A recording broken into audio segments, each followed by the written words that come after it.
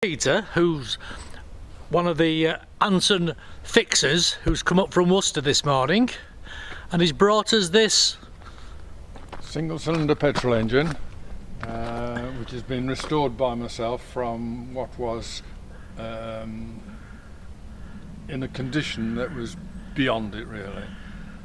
It's taken several months of continuous work to rectify the faults, find missing parts and replace them, make missing parts. There's a number of parts that I've had to make and fix it all up so that it's in running order to demonstrate. And it's made by a company called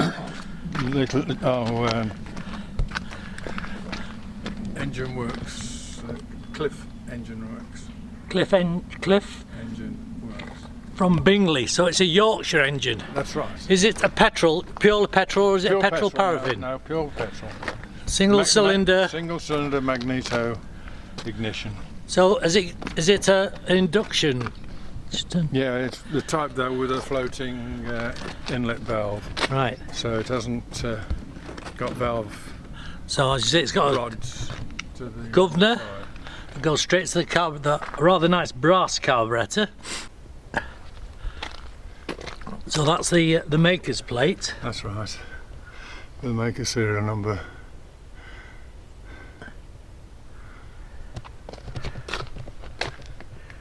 A little giant.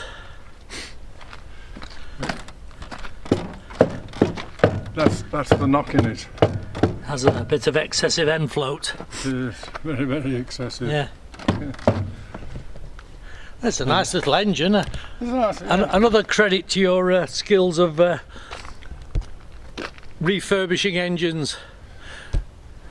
Rebuilding it really, isn't it? Yeah.